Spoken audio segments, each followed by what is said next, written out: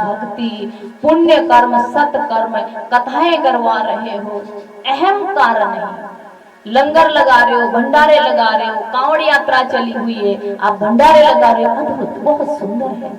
साधुवाद आप सभी देशवासियों का जो जगह जगह पर ये व्यवस्थाएं करते हो कि माँ गंगा का पवित्र जल लाकर जो कांवड़ी भक्ति पूर्वक अपना एक संकल्प पूर्ण करते हैं कि हम इस पावन जल को अपने गांव में, अपने नगर में उस शिवलिंग पर चढ़ाएंगे इस धारा को, तो उन संकल्पों में आप सहयोगी बनते हो, सहभागी बनते हो।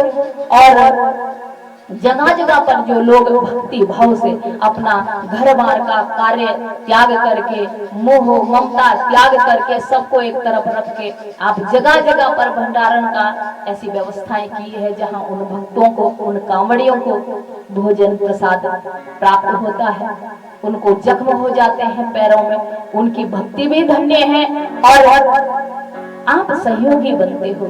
तो ये बहुत अद्भुत और बहुत सुंदर बात है। जो भी देश में इस तरह की व्यवस्थाएं कर रहे हैं, जगह जगह लंगर और भंडारे आप लोगों ने लगाए हैं, मेरा उन सभी ऐसे भगवान शिव के और मां पराम्बा के ऐसे भक्तों को जो अन्नपूर्णा मां बनकर उनका सहयोग और उनका भरण पोषण इस तरह से कर रहे हैं, उन प्रसाद की व्यवस्थाएं करते हैं, तो मेरा आप सभी कांवड़ियों यानी जो यात्रा कर रहे हैं उनको भी मेरा बहुत बहुत शुभ आशीर्वाद है कि आपकी भक्ति फूले फले और जो लोग इसमें सहयोगी बनते हैं, उनकी सेवा के निमित्त बनते हैं, उनके लिए वर्षशाला का टेंट आदि की जो व्यवस्थाएं आप लोगों ने की है, जगह जगह पर आप लोगों ने उनके अन्न जल पानी फल फूल की जो व्यवस्थाएं की है, यहाँ तक कि कुछ जख्मी हो जाते हैं तो आप डॉक्टर पट्टी आदि की भी व्यवस्थाएं करते हैं, तो उसके लिए भी आप सभी का बहुत बहुत शुभ संकल्प के साथ साधुवाद है। और ऐसा ही संकल्प करते हुए देवर्षि नारद निकले। देवर्षि नारद ने जब देखा कि मैं तो विजय हो गया, मैं तो काम विजयी हुआ, काम से विजय हो गया, तो देवर्षि नारद के मन में बड़ी उथल पुथल हो गई कि मैंने ऐसी तपस्या की है कि मैं काम को जीत लिया, काम मेरा कुछ नहीं बिगाड़ पाया। कुछ दिन इधर उधर भ्रमण करते हुए देवर्षि नारद के मन में यही अहम का अंकुर चलता रहा और देवर्षि नारद एक दिन भगवान देवादिदेव महादेव शिव के पास पहुंच गए। भगवान देवादिदेव महादेव शिव प्रसन्न हुए और देवर्षि नारद का स्वागत किया कि आइए। देवर्षि नारद कुशल मंगल पूछा, देवर्षि नारद की प्रशंसा की। देवर्षि नारद ने भगवान देवादिदेव महादेव से कहा कि प्रभु, मैं बहुत कुशल हूं और कुशल भी क्यों ना हूं, क्योंकि आपकी जो कृपा मुझ पर बनी हुई है, आपकी अनंत कृपा मुझ पर बनी हुई है, क्योंकि मैंने कामदेव को जीत लिया, मैं काम विजयी बना हूं, तो इसलिए आपकी ये कृपा है और मैं काम विजयी हो गया हूं। ऐसा सुनकर भगवान देवादिदेव महादेव ने ये भांप लिया कि नारद के मन में अहंकार का अंकुर फूट आया है। भगवान देवादिदेव महादेव सरल भाव से कहने लगे कि हे देवर्षि नारद, ये संपूर्ण संसार माया के अधीन है और कभी भी हमें किसी भी बात से जब हम विजयी होते हैं तो हमें ये बात नहीं कहनी चाहिए, ना समझनी चाहिए कि हम विजयी हो गए, क्योंकि माया के पाशों से जो बंधा होता है वो माया से कभी जीत नहीं पाता है। लेकिन तुम तो विजयी हो गए हो, वो भी काम से, ये तो बहुत अद्भुत बात है, बहुत बहुत साधुवाद है आपका। अब देवर्षि नारद को और अहम हुआ कि भगवान शिव भी प्रशंसा कर रहे हैं, ये तो बहुत अच्छी बात है। अब भगवान शिव ने कहा कि देवर्षि नारद, लेकिन एक बात ध्यान रखना, जो बात आपने अभी मुझे बताई है कि मैं काम विजयी हो गया हूं, ऐसा आप भगवान विष्णु से मत कहना। बोले ठीक है प्रभु। अब वहां से नारद जी निकले और सीधा ब्रह्मा जी के पास।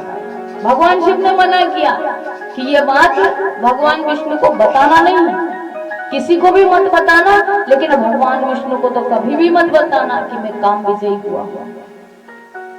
बोले ठीक है। लेकिन जाकर पहुंच गए ब्रह्मा जी के पास और अपने पिता ब्रह्मा से सारी बात कही। ब्रह्मा जी कह रहे बहुत प्रसन्न नजर आ रहे हो। बोले तात क्यों मैं प्रसन्न ना हो, मैं काम विजयी हो गया हूँ। मैंने ऐसी तपस्या भगवान देवादिदेव महादेव की है कि मैंने काम को पराजित कर दिया है। अब ब्रह्मा जी ने देखा कि नारद इतना उतावला हो रहा है, कारण क्या है। ब्रह्मदेव ने देखा कि सब भगवान देवादिदेव महादेव की माया है। देवर्षि नारद भी माया में फंस चुके हैं, माया में फंस चुके हैं। अब ब्रह्मा जी ने भी मना किया। ब्रह्मा जी कहते हैं कि तुम भी ध्यान रखो, हे देवर्षि तुम ध्यान रखो, कभी भी ऐसा मत करना कि तुम भगवान विष्णु से ये बात कहो।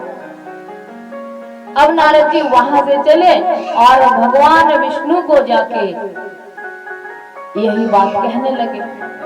भगवान विष्णु मुस्कुराए कि ये क्या कह रहे हो, ये तो बहुत ही अच्छी बात है कि काम विजयी हुए हो।